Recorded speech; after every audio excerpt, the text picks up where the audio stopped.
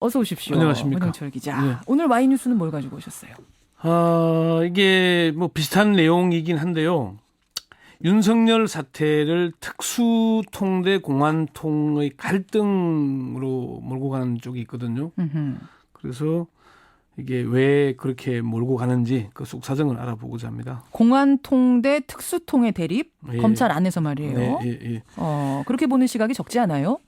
그 정치권과 언론에서는 그렇게 보도를 하는 데가 적지 않은데요.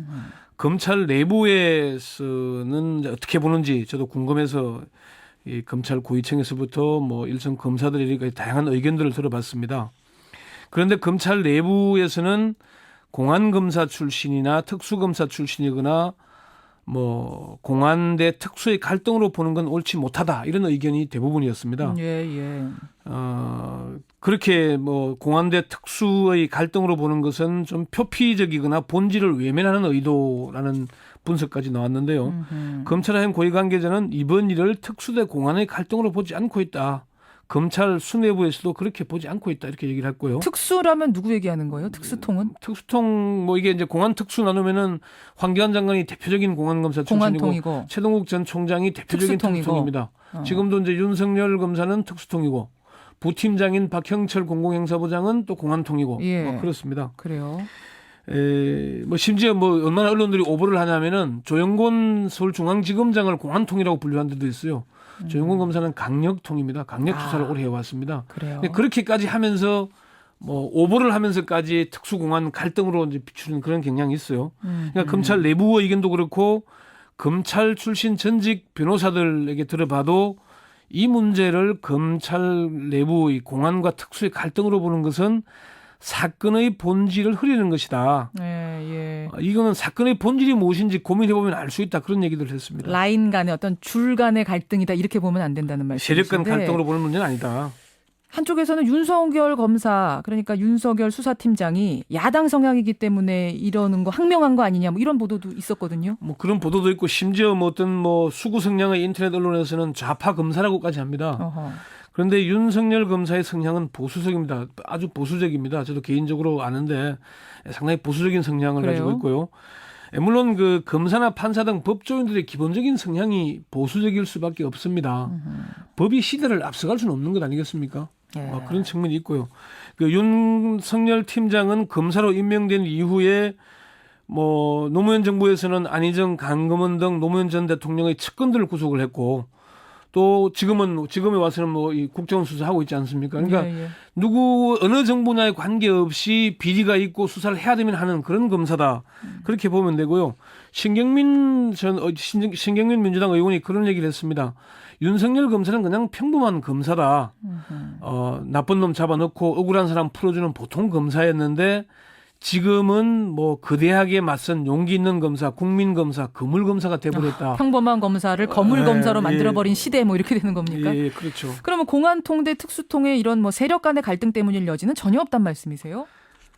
전혀 없다고 하기는 뭐 그런 거 있지 않겠습니까? 우리 언론사에서도 기자와 PD의 뭐 알게 모르게 갈등이라고 얘기하지만은 좀 미묘한 차이 보는 시각의 차이는 있지 않습니까? 그래요, 맞아요. 사물을 보는 시각의 차이는 있는 건데 그게 무슨 뭐 사건 수사를 하면서 그 갈등으로 보는 것은 맞지 않다. 오히려 이번 문제는 국정원의 선거 개입, 정치 개입 문제를 제대로 밝힐 것이냐 아니면 적당히 하고 넘어갈 것이냐의 싸움이지. 그 세력 간의 다툼이다. 그걸 뭐 무슨 뭐 공안대 특수의 갈등으로 보는 것은 옳지 못하다 이렇게 보는 게 맞을 겁니다. 그렇군요. 그렇다면 공안통 대 특수통의 갈등이라는 분석이 뭐 아주 틀린 것도 아니고 아주 맞는 것도 아니고 이렇게 되는 거예요. 그러니까 그 굳이 표현하자면은 일종의 장님 코끼리 만지기와 같은 것이다. 이걸 특수공안의 갈등으로 보는 것은 이게 지금 가장 이제 수사팀의 면면을 보면 딱 압니다. 수사팀이 팀장, 부팀장 그리고 검사 6명으로 구성이 돼 있는데 총 8명이요. 팀장은 특수통 윤석열,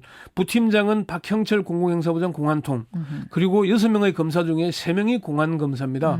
한 명은 특수, 한 명은 첨단 범죄 수사, 한 명은 형사부 검사거든요. 그러면은 절반 이상이 공안부 검사고 이번 수사의 핵심은 공안검사들입니다.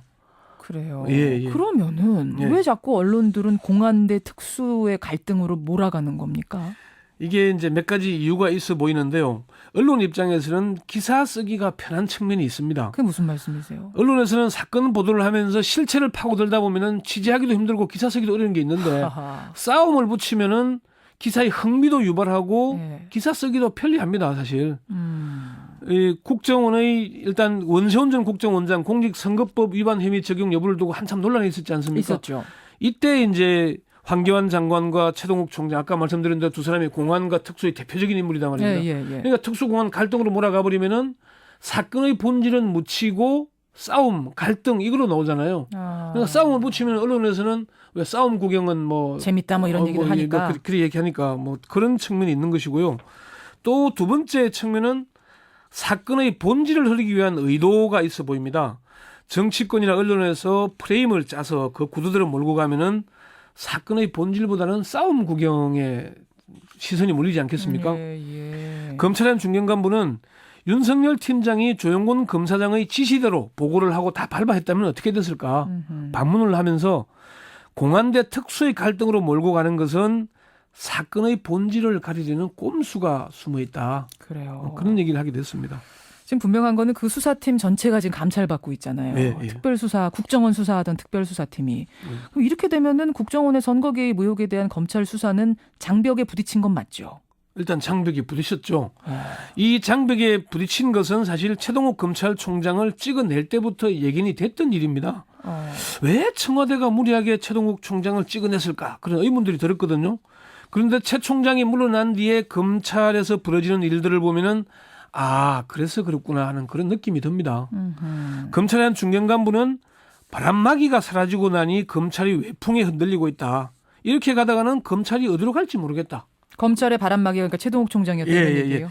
그러니까 그 얘기를 했잖아요. 그 윤석열 팀장이 국정감사에서 대검에 보고하면은 법무부로 가고 법무부는 당연히 청와대로 갑니다. 왜 지금 정보 누설 뭐 윤상현 그 부대표의 그 얘기가 나오고 있지 않습니까? 정보 누설 문제가 나오는데 이렇게 보고되기 때문에 신속한 수사를 위해서 어쩔 수 없었다는 얘기를 했거든요.